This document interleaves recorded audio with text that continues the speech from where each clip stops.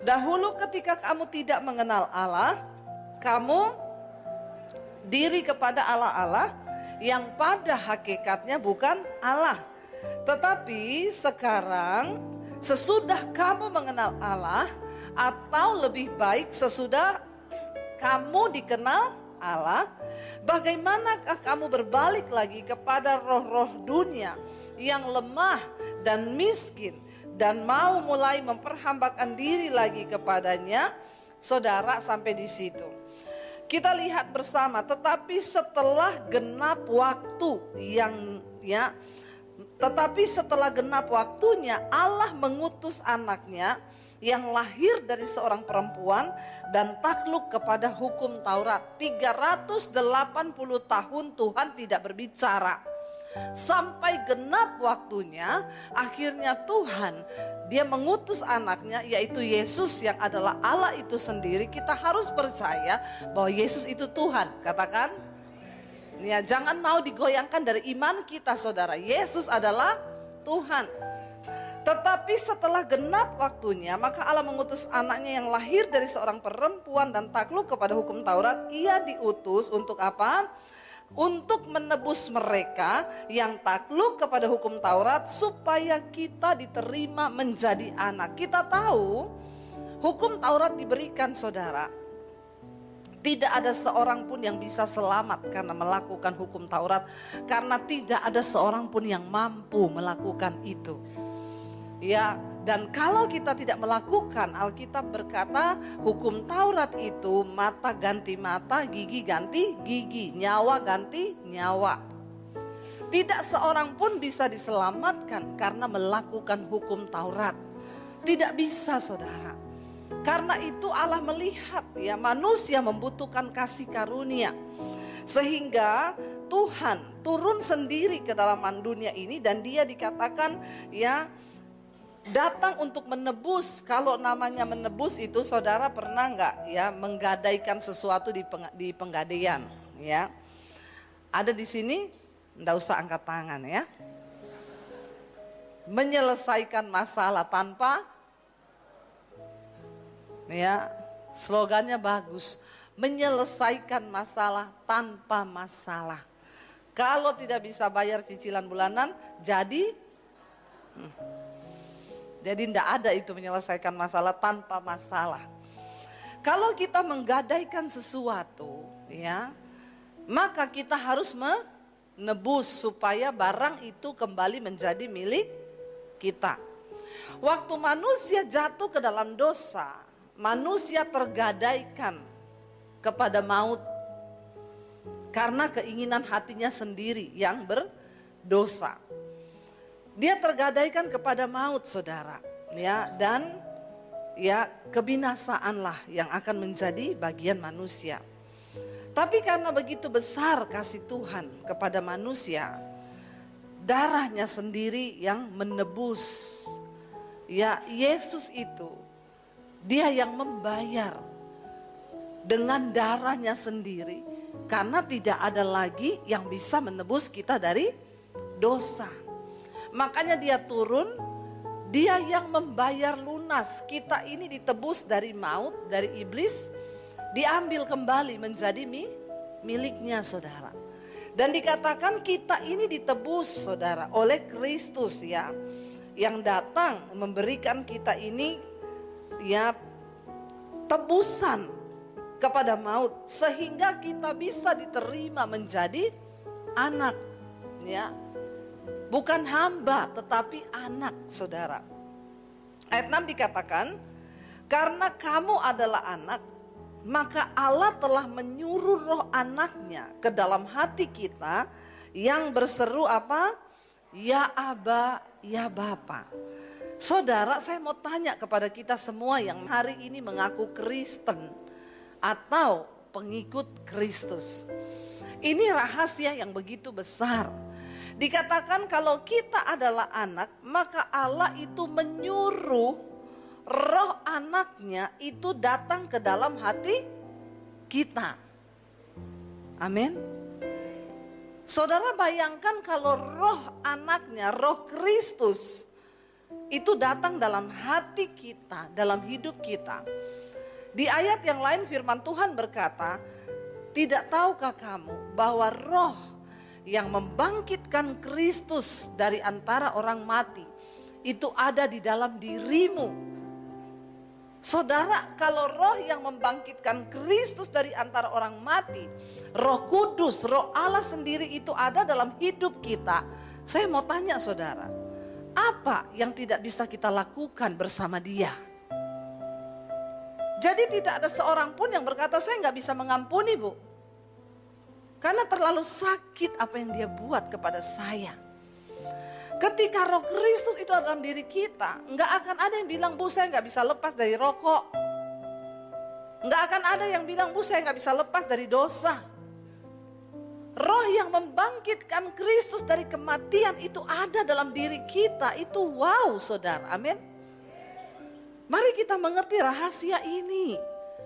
Karena kita itu sudah terlalu lama menjadi Kristen, tapi kita itu nggak pernah dapat meraih janji-janji Tuhan.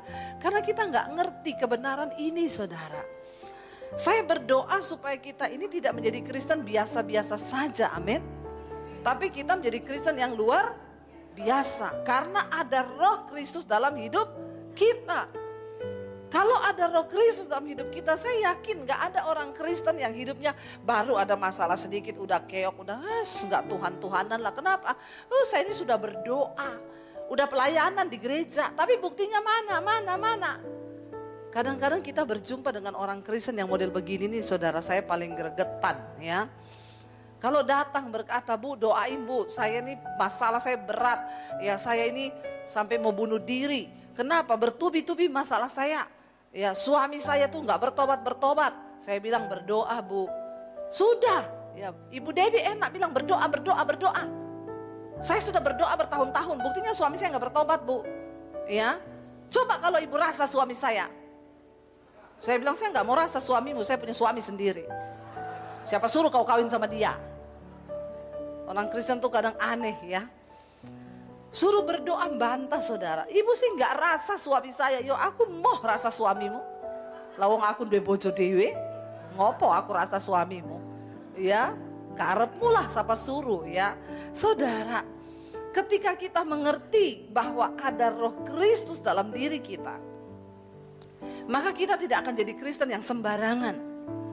Kita pasti punya iman, kita pasti punya pendirian yang teguh dalam firman Tuhan. Makanya saudara jadi Kristen itu tolong baca Alkitab. Katakan, apa yang menjadi kekuatan kita sebagai orang percaya bukan apa kata pendetamu, tapi apa kata firman Tuhan. Ya, karena pendeta bisa salah. Saya bisa salah cerita ke saudara, tapi firman Tuhan itu tidak pernah salah. Dan itu sungguh-sungguh Alkitab berkata Injil itu kekuatan Allah loh. Kalau kita semua pegang firman Tuhan, tidak mungkin saudara hidup kita tidak berkemenangan. Ya, kenapa kita tidak meraih kemenangan? Karena kita ini sering kali mengabaikan apa yang penting dari kekristenan. Sorry, Kristen itu bukan soal saudara punya karunia hebat. Kristen itu bukan soal bahasa rohmu mantap sampai di langit ketujuh. Enggak. Kristen bukan soal jabatan di gereja. Tapi kekristenan bagaimana soal engkau bertumbuh di dalam firman Tuhan. Engkau percaya kepada firman itu. Engkau hidupi firman itu. Dan firman itu bekerja melakukan setiap kuasa Tuhan dalam hidup kita. Katakan, yes. Firman Tuhan itu kekuatan Allah. Dan dikatakan dia akan melaksanakan segala sesuatu yang diperintahkan oleh Tuhan loh. Firman itu hidup saudara. Firman itu hidup. Karena itu ayo kita mau menjadi pelaku firman. Saudara adalah orang pilihan Tuhan. Bilang kanan kirimu, kamu tuh dipilih Tuhan loh. Ya, jangan sia-siakan pilihan Tuhan itu bilang. Ya, jangan tinggalkan Tuhan, jangan bergeser dari iman percayamu kepada Tuhan. Itu yang amin-aminnya kenceng, nanti saya kasih sepeda ya. Semangat sekali itu dibilang. Ambil aja nanti sepeda di bawah ya. Enggak tahu sepedanya siapa, ambil pokoknya itu di bawah ada. Ya. Saudara, firman Tuhan, kalau kita baca Alkitab, Alkitab itu yang akan membuat kita mengenal siapa Tuhan itu. Amin. Kita pertama kali bagaimana kita bisa sukses di hidup ini. Kesuksesan bagi seorang manusia di hadapan Tuhan. Bukan di hadapan dunia ya. Kalau dunia bilang kamu itu sukses kalau kamu jadi pengusaha hebat, uangmu banyak, perusahaanmu banyak. Itu di mata dunia. Tapi di mata Tuhan sukses itu waktu kamu menemukan rencana Tuhan atas hidupmu. Dan engkau hidup di dalamnya, itu kau sukses di mata Tuhan. Amin. Jadi maaf saudara ya, dorong anak-anakmu untuk mengenal rencana Tuhan atas hidupnya. Bukan mengejar cita-citanya. Ya, makanya jangan kejar ilmu sampai ke negeri Cina. Belum tentu ilmu larinya ke Cina. Ya, kejar anak-anakmu supaya mereka mengerti rencana Tuhan atas hidupnya. Karena itu kesuksesan di mata Tuhan. Sehebat apapun karir kita, kalau kita nggak ngerti kehendak dan rencana Tuhan di hidup kita, percuma. Kita gagal di mata Tuhan. Tapi keberhasilan seseorang di mata Tuhan adalah ketika kita mencapai apa yang Tuhan mau di hidup kita. Nah, bagaimana caranya? Lah kita harus mengenal Tuhan dulu dong. Ya, mengenal Tuhan itu seperti apa? Baca Alkitab, saudara. Waktu engkau baca firman Tuhan, engkau tahu sifat-sifat Tuhan. Kita kenapa perlu baca perjanjian lama? Saudara bisa ikuti di channel saya setiap jam 8 malam itu ada mesbah doa. Kita membahas Alkitab itu dari kitab Kejadian. Sekarang sudah sampai di 2 raja-raja. Ya, saya menerangkan itu setiap malam, kadang 1 pasal, 2 pasal. Supaya saudara bisa mengerti. Waktu kita membaca perjanjian lama itu kita tahu sifat Allah. Ya, satu kali teman saya itu cerita sama saya, Bu, saya kemarin ketemu orang. Masa Bu, dia punya prinsip itu begini, walaupun kita bikin dosa apa saja, kita pasti selamat masuk surga. Karena Tuhan Yesus sudah mati buat kita, dia bilang. Terus saya bilang gini, enggak bisa. Kalau kamu walaupun kamu mengaku percaya Yesus, tapi kamu hidup terus dalam dosa, ya kamu enggak bisa masuk surga. Itu kan dia bilang, tuh Ibu Debbie tuh saya suka dengarkan pengajarannya. Lalu temannya itu ngomong gini, oh kamu pendengarnya Ibu Debbie Basir, dia itu kan pendeta hukum Taurat. Pendeta perjanjian lama. Tidak percaya kasih karunia. Saudara, Tuhan tidak berubah. Dahulu, sekarang, dan sampai selama-lamanya. Kalau di perjanjian lama kita membaca setiap kali bangsa Israel melakukan dosa itu ada penghukuman. Karena itu jangan sepelekan. Tuhan mengasihi orang berdosa tapi dia benci dosa. Jadi kita tidak boleh mengabaikan itu, saudara. Bagaimana cara kita bisa mengenal Tuhan? Lewat firman-Nya. Kita baca Alkitab. Siapa yang baca Alkitab tiap hari? Bagaimana mungkin membaca saja aku sulit. Bagaimana saudara bisa kenal Tuhan? Bisa kenal jalan Tuhan kalau saudara nggak pernah baca Alkitab. Alkitab itu isi hati Tuhan. Untuk bisa mengenal ya pasangan kita dulu waktu pacaran, ya kita harus bergaul dengan dia tiap hari. Lewat omongannya kita tangkap, oh ini karakternya begini, oh ini begini, oh ini kalau ngomong sombong, oh ini begini. Kita tahu. Pengenalan akan Tuhan harus dibangun lewat sebuah hubungan. Hubungan yang seperti apa? Saudara baca Alkitab, untuk memiliki karakter surgawi, kita berlatih. Itu gak datang dengan sendirinya, keselamatan kita terima gratis. Tapi untuk mengalami perubahan hidup, harus ada niat dari kita, baru Roh Kudus memampukan kita. Karena Roh Kudus adalah penolong. Tapi kalau saudara gak ada niat, ya kita gak akan pernah berubah. Makanya jadi Kristen gitu-gitu terus. Maaf saudara, gak ada orang Kristen yang gitu-gitu terus masuk surga, gak ada. Nggak ada orang Kristen kepahitan masuk surga, nggak ada. Di surga nggak ada orang marah-marah. Makanya sekarang latihan. Bilang kanan kirimu, ayo latihan yuk. Ya, latihan memiliki karakter ilahi. Memiliki karakter sorgawi. Ini saya nggak tahu aminnya ini beneran atau emosi nih ya. Aminnya teriaknya kenceng saudara ya. Dikatakan di sini karena kamu adalah anak, maka Allah telah menyuruh roh anaknya ke dalam hati kita. Roh itu berseru, ya Aba, ya Bapa. Bayangkan kalau Roh Kudus, Roh Kristus itu ada dalam hidup kita, saudara. Nggak mungkin kita jadi orang Kristen yang punya karakter biasa-biasa, nggak pernah berubah, dan kita cuma seperti itu terus, nggak mungkin. Yesus sudah datang ke dalam dunia membawa kelepasan. Kita rindu loh, semua kita nanti ketika Tuhan datang, kita disambut oleh Tuhan dan Dia berkata, marilah anak-anakku yang melakukan kehendakku. Karena banyak orang akan ditolak kelak ketika Tuhan datang. Tapi biar kita diterima. Dan hidup dalam kekudusan itu apa saudara? Hidup dalam kekudusan artinya ada niat sehari demi sehari kita ini bertobat. Bukan berarti kita sudah sempurna. Tapi harus ada pertobatan di hidup kita yang rindu untuk terus diubah. Mari kita cek, Tuhan aku ini masih punya kepahitan loh. Aku tuh benci sama iparku, aku tuh benci sama mertuaku, aku tuh benci sama menantuku. Saudara, engkau yang tahu hatimu hari ini. Percuma saudara bolak-balik gereja kalau kau masih menyimpan kebencian, Tuhan tuh tidak terima doamu. Bahkan Yesus berkata, kalau engkau datang ke rumah Tuhan hendak mempersembahkan sesuatu, Tuhan bilang tinggalkan persembahanmu itu di altar. Pulang terlebih dahulu, cek hatimu. Kalau engkau masih marah kepada saudaramu, tinggalkan persembahanmu. Pulang berdamai dulu dengan keluargamu. Baru kau layak untuk mempersembahkan korban. Jadi percuma saudara masuk keluar gereja kalau masih ada kekecewaan. Masih ada yang belum beres. Ada enggak hari ini di antara saudara yang masih punya musuh dan saudara belum mengampuni? Ada enggak di sini yang sama anaknya enggak bicara? Sama orang tuanya gak bicara.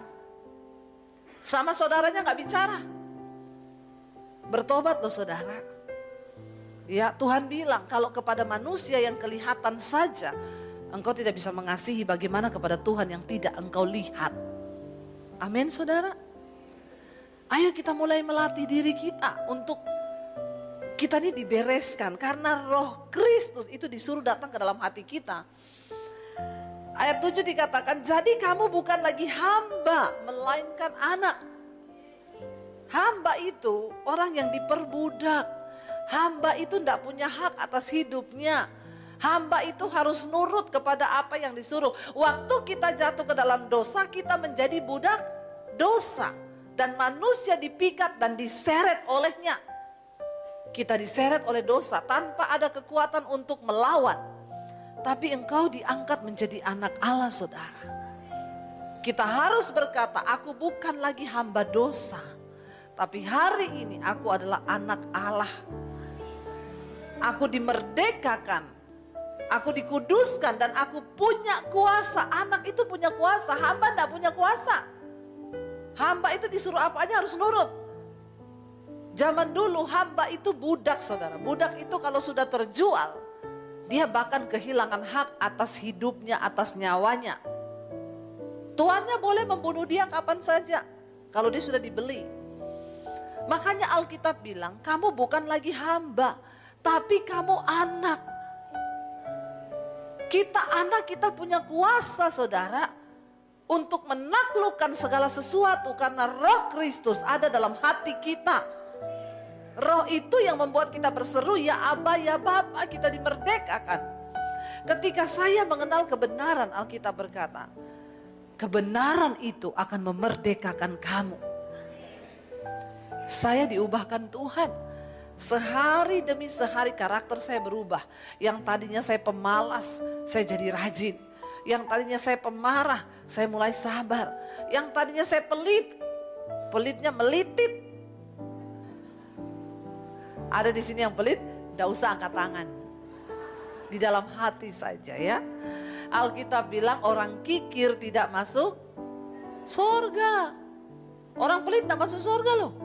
Bukan cuma orang bersinah loh, bukan. Bukan cuma pelacur, orang kikir, pelit, tidak masuk sorga. Coba cek di hati, aku ini kikir atau tidak ya? Paling penting tanya sama pasanganmu. Bapak-bapak tanya sama istrinya coba, mah aku ini pelit enggak? Coba kalau berani lihat pasangannya, lihat. Coba tatap mata istrinya. Jangan tatap mata istri orang. Tatap mata istri sendiri, tanya coba, aku ini pelit enggak?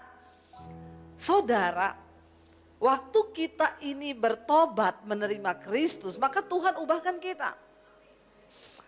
Dikatakan di sini bahwa kita ini adalah ahli waris ya, ayat 8 dikatakan di sana saudara, kita ini ahli waris oleh Allah. Saudara, saya mau tanya, kalau kita ini dikatakan ahli waris, banyak gak janji-janji Tuhan di dalam Alkitab? Banyak janji Tuhan? Banyak. Janji apa? Janji tentang damai sejahtera. Janji tentang hidup dalam kelimpahan. Janji di dalam segala hal bahwa Tuhan akan mencukupi. Itu harus kita alami. Kalau kita ini anak Tuhan. Kenapa banyak orang tidak mengalami semua janji Tuhan itu dan dia tidak menjadi ahli waris dari semua berkat-berkat Tuhan? Mungkin posisimu salah di hadapan Tuhan. Mungkin kau belum anak, tapi kau masih hamba. Karena itu bilang Tuhan, aku mau jadi anakmu. Biar aku mengalami perubahan lewat firman Tuhan itu. Roh Kristus dalam hidupku dan aku mau berubah, dikatakan di situ. Jikalau kamu anak, maka kamu juga adalah ahli waris. Yaitu orang-orang yang berhak menerima janji-janji Tuhan. Janji tentang penyertaan. Ya, itu janji dan kita harus mengalami, saudara. Harus kita alami. Jangan biarkan hidup kita ditipu oleh iblis. Sehingga kita tidak mengalami janji-janji Tuhan itu. Mari banyak-banyak introspeksi diri. Mumpung masih ada di penghujung tahun 2023. Memasuki 2024, buang semua hal yang tidak berkenan.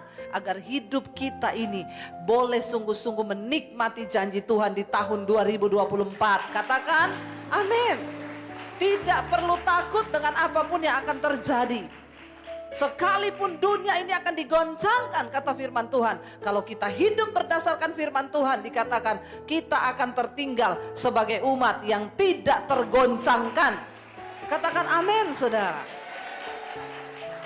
Ayo pegang firman Tuhan. Lakukan firman Tuhan. Kalau Tuhan suruh mengampuni, ayo mengampuni. Kalau Tuhan bilang ayo bersukacita, maka banyak-banyaklah bersukacita. Kalau Alkitab bilang jangan bersungut-sungut, kita ini dibilang jangan bersungut, maunya bersungut. Ngikuti daging terus hamba. Tapi kalau kita anak, kita punya kuasa. Ngalami berkat Tuhan yuk di tahun 2024, saya percaya. Dunia ini akan digoncang, saudara. Dan Alkitab sudah bilang, ungkapan satu kali lagi Tuhan berkata, aku akan menggoncangkan bukan hanya bumi saja tetapi langit juga. Supaya tinggal tetap satu umat yang tidak tergoncang. Apa yang bisa membuat kita tidak tergoncang? Kalau kau berpegang pada harta warisan, kalau kau berpegang pada jabatan, kalau engkau berpegang pada kekuatanmu, Alkitab berkata semua itu bisa digoncangkan. Ada satu hal yang tidak pernah bisa digoncangkan, yaitu firman Tuhan. Makanya berpeganglah kepada firman Tuhan, supaya hidup kita tidak tergoncangkan. Pegang firman. Terkutuk orang yang mengandalkan manusia, tapi diberkati orang yang mengandalkan Tuhan. Saya mendorong setiap kita, ayo jadi pelaku-pelaku firman Tuhan. Kita mau pegang firman Tuhan, supaya hidup kita diberkati Tuhan. Dikatakan di sini begini, saudara. Ayat 8. Dahulu ketika kamu tidak mengenal Allah, kamu memperhambakan diri kepada Allah-Allah huruf kecil, yang pada hakikatnya bukan Allah. Apa itu Allah? Allah huruf kecil. Banyak hal yang kita jadikan sebagai Tuhan di hidup kita. Bisa jadi dosamu. Ada orang yang lebih terikat dan mencintai dosanya lebih daripada dia mencintai Tuhan. Selingkuh, bolak-balik selingkuh. Dia lebih mencintai selingkuhnya daripada Tuhan. Apa yang menjadi Allah dalam hidup kita hari ini? Uangmu, kekayaanmu, ya, atau hobimu. Jangan menghambakan diri lagi kepada Allah-Allah yang pada hakikatnya bukan Allah. Ya, dulu ketika kita tidak mengenal Allah, kita ini menghambakan diri kepada dosa, amarah, kepahitan, kebencian, iri hati, kepentingan diri. Ayat yang ke-9, tetapi sekarang sesudah kamu mengenal Allah, atau lebih baik sesudah kamu dikenal Allah. Jangan berhenti hanya sampai mengenal Allah, tapi jadilah orang-orang yang dikenal Allah. Kita semua kenal sama Jokowi, kita tahu. Tapi Jokowi kenal kita enggak? Enggak lah. Ditanya Jokowi itu siapa? Presiden. Orang mana? Orang Solo. Tanggal lahirnya berapa? Banyak yang tahu. Tapi waktu tanya sama Jokowi, coba Pak Jokowi kenal Debbie Basir enggak? Ya, belum tentu. Bisa jadi sih dia kenal saya. Oh iya, di YouTube itu saya lihat. GR sedikit ya. Ya, tinggal 5 menit lagi habis. Saudara, ya, kita jangan berhenti sampai di orang yang hanya mengenal, tapi jadilah orang yang dikenal. Ini bicara tentang hubungan mengenal dan dikenal. Ya, aku tidak mau Tuhan hanya mengenal engkau, tapi aku mau jadi orang yang dikenal oleh Tuhan.